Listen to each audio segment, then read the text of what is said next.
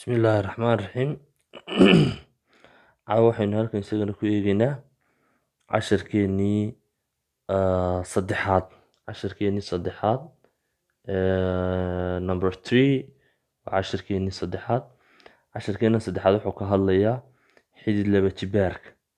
Casharkeena saddexaad sida ciwaankiisu ay ka muuqato wuxuu ka hadlayaa xidid laba jibaarka. Xidid laba jibaarku waxa weeyaan cagsiga laba jibaarka. oo haddaad tiro laba jibaarto casharkeena hore waxaan kaga soo hadalnay haddaad tiro laba jibaarto tiradaasi waa tirada aad haysato laba jeer isku dhufato. Laakiin haddaad doonayso inaad wixii aad laba jibaartay dib uga noqoto oo tiradii aad markii hore isku dhufatay laba jeer aad dib u soo saarto waxaad isticmaalaysaa xidid laba jibaarka.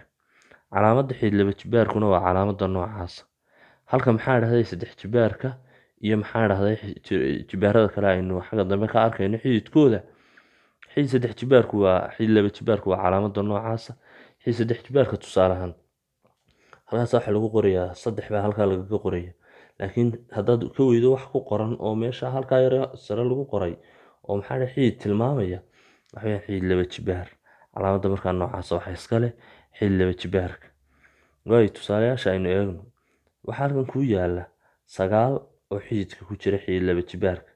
marka xidid laba jibaarka 9 markaad raadinayso waxaad ka fikiraysaa 9ka halkaa yaala tiro marka laba jeer la isku dhufto ku siisa 9. tiro marka laba jeer la isku dhufto ku siisa 9 waa 3. sidaa darteed xidid laba jibaarka 9 waa 3.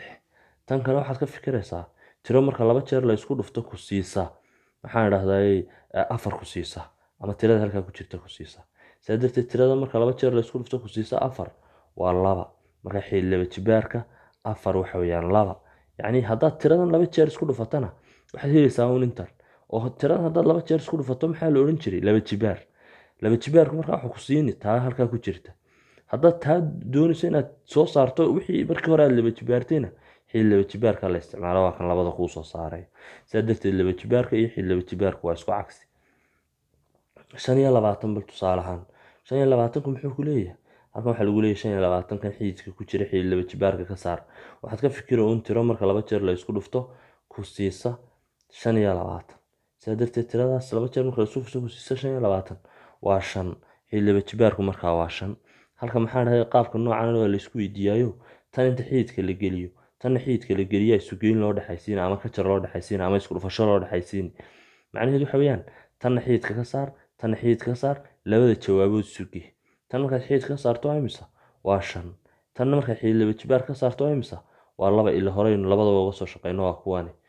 haye markaad intaa aad ka tan jawaabteedu soo baxdo tan jawaabteedu soo baxdo ka bacdi aad balaaskan isticmaalaya ama isu geyntan oo sii geynaysa.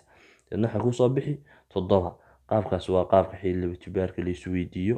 waad mahadsantihiin casharkeena maanta halkaas aynu ku joojinayna.